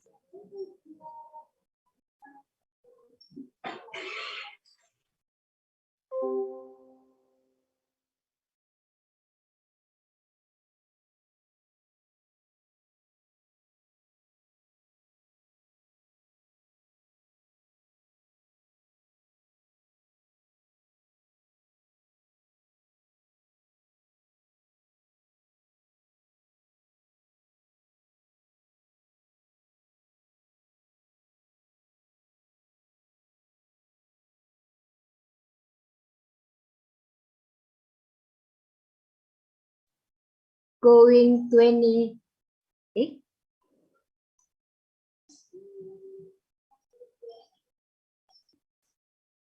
I will call all of you. Please, the Jeffrey, Khairul Rahma, Jasmine, Mifatul, Muhammad Al-Hafiz, Muhammad Diki Saputra, Wildan, Helen, Lena, please joining us.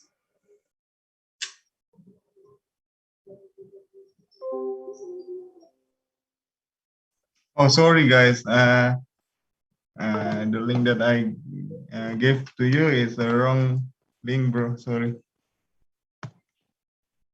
Can you join with the code on your screen, please?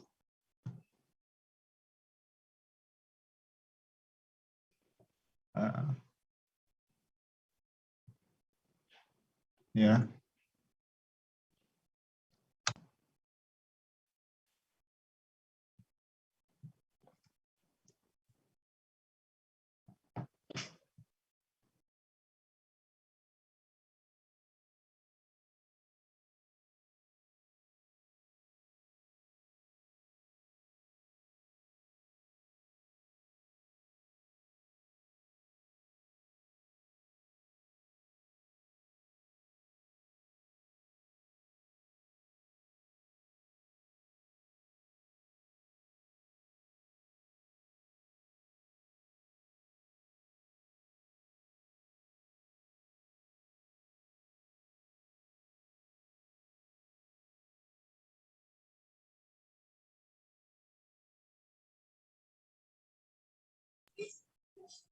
Yes, guys.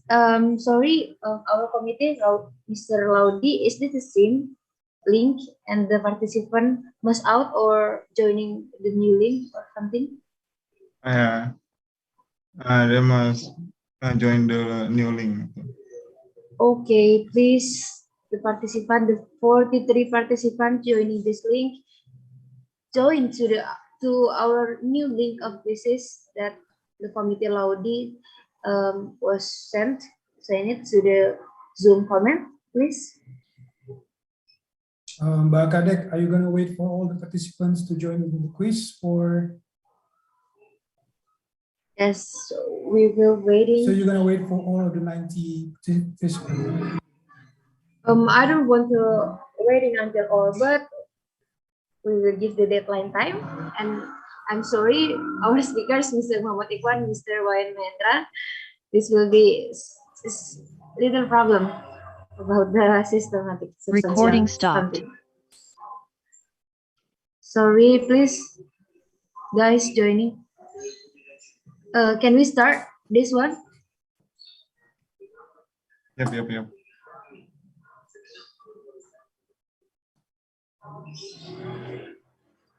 I guess we will start the quizzes. Okay. So, Recording in progress. okay. Let's start the quizzes, and for the committee, please. For 45 participants. 4, 3, 2, 1.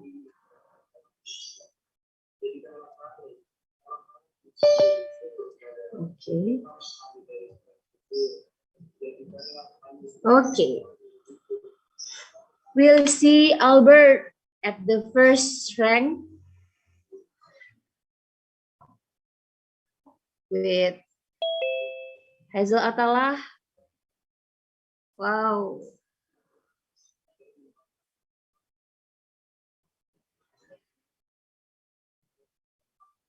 Aura Satrio is the first. Now Hazel Atalah. Albert. Again, Albert. Albert seems like Albert Einstein, right? They just have the same knowledge, maybe. We hope to. Yes, Albert is the first again. Franz Johannes is the second rank.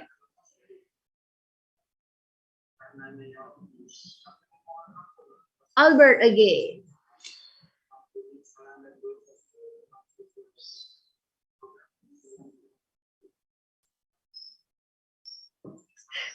I think our world will have the other Albert Einstein, because Albert always in the top positions, top rank in our quizzes. But now there is okay, Albert again.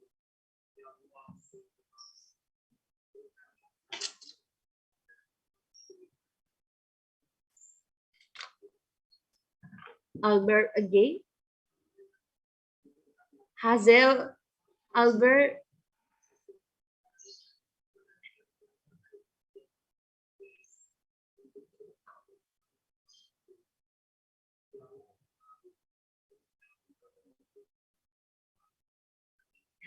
there's a very fierce ways, very fierce war, yeah, between Albert and Hazel Atala.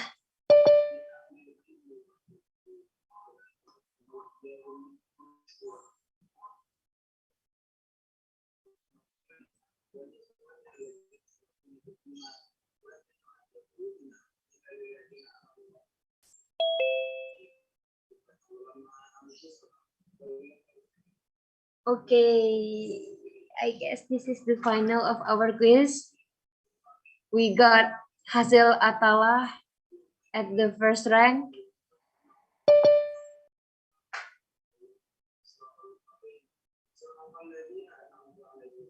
Changing the positions of Albert, and the third rank is Franz Johannes. The fourth, Tulis. The fifth, Eva. Franz Johannes at the second rank. Okay, we will waiting for our third winners. Is Tulis, right? Okay.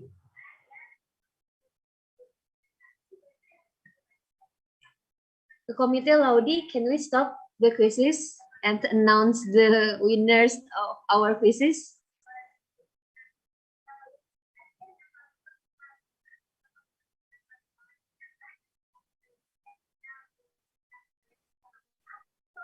Okay. Thank you for the winner. We have Hazel Atala, Franz Johannes, and Albert. After this session, I think we will inform you from your WhatsApp number or email. Okay, thank you. Okay, thank you so much. Thank you for all the participants, 45 participants joining our quizzes today. So our committee, let's move to the next session.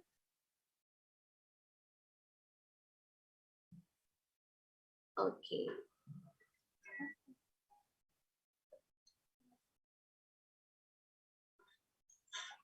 Okay. We have gone through a very insightful activities as an appreciation for our speakers. Today, there will be a handing over pledges from the committee to presenters, which our speakers, there is Mr. Muhammad Ikhwan and Mr. Wayan Mahendra, represented by the Chief Executive to Mrs. Tria, giving the pledges to the both of our speakers, please. Mrs. Tria, or the Vice President, Mr. Imam, are you there? Both of you? Yes, maybe I will giving the momentum. Okay, I give the sessions to you, please. Okay, please for the operation for the screen about the souvenir. Maybe this is first for Mr. Muhammad Iwan Aziz. I would like to say thank you, sir, for your time and then for your knowledge for today's webinar. Thank you, sir. Maybe we can take a picture first for this appreciation. Thank you so much, Mr. Muhammad Ikhwan. May we meet in the other event or in the other virtual event, right? Thank you so much. Please, the documentation or committee. 3, 2, 1. Thank you so much. Your very big smile. We'll see in your face in this Zoom. Okay. We move to our next speakers. Yeah, Mr. Imam, please. Maybe this is for Mr. Wayan. Also, thank you, sir. This is our appreciation from us. Maybe we can take a picture together.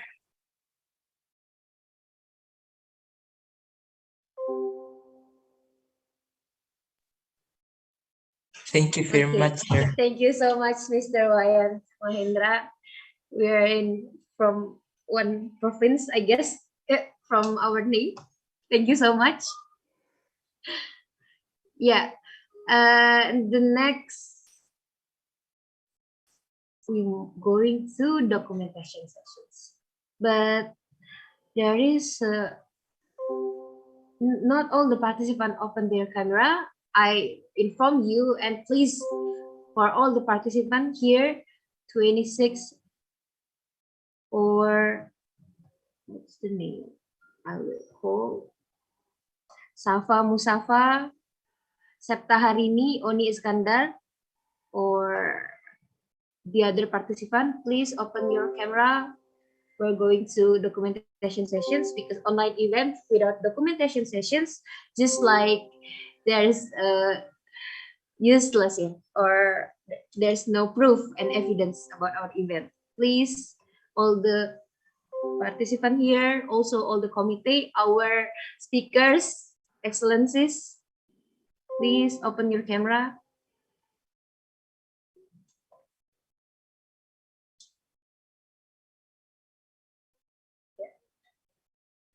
Okay, I will guide these documentation sessions, and we will take a screenshot of this Zoom. There will be several slides. The first slide, please prepare yourself with a big smile and big appreciations of our event. I will count 3, 2, 1. Say cheese. Thank you so much. I don't know where we are, the first or other slide. Every slide, we just smile ourselves. The next slide, please, our committee. 3, 2, 1. Say cheese. Okay, thank you so much. And the next slide, our committee. Ready? 3, 2, 1. Okay. Once again, one slide. Thank you so much for all the participants joining this event start from the 9th Jakarta time until now. Before we end our event today, I know that all the participants here have something to give feedback or suggestions to our committee or our event, or to our speakers, our materials, and how to develop some energy development, energy resource in Indonesia. Please fill it in the feedback link, which our committee send it to Zoom chat. You can see and you can fill it. All of your suggestions will be counted. Okay. Unfortunately, we're going to the end of our event today. I would like to say a big thank you to our speakers, Mr. Muhammad Ikhwan and Mr. Wayan Mahendra, and for participating in Upstream 2021. Also, all the participants. I am Kadek Pratyaswari Dewi as your master ceremony today. I'm a fellow of Upstream 2021. Say goodbye and see you in the next Upstream event. And Assalamualaikum warahmatullahi wabarakatuh. Om Santi Santi Santi Om. Namo Buddhaya. Salam sejahtera untuk kita semua. Good morning you all. Stay healthy and we're going to meet in the next event. Bye. Good morning. Waalaikumsalam. Terima kasih semua. Thank you, Mr. Wayan. Thank you, Mr. Mas Ivan. Thank you, Mr. Wayan. Thank you, Terima kasih, Mr. Pak Ivan. Ikhwan. Mas Wayan. Ya, terima kasih semuanya. Terima kasih Pak Wayan, Pak Ikhwan. Izin live For ya. all, Ya, Pak. Ya Bapak. Thank you so Mari much. Pak, All the sehat selalu. participants, Yo, you mari. can see the evaluation link and the present link in our Zoom chat, please. Our committee was sent it. Lihat gaya dulu nih. Thank you so much. And after you copy the link, you can leave this Zoom meeting. Thank you so much all. See you in the next event. See you guys.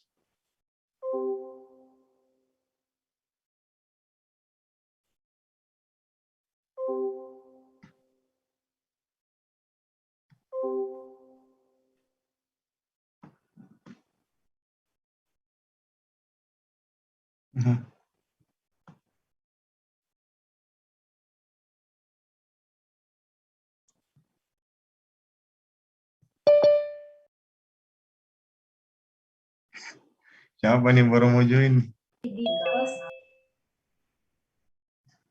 Halo Miftah.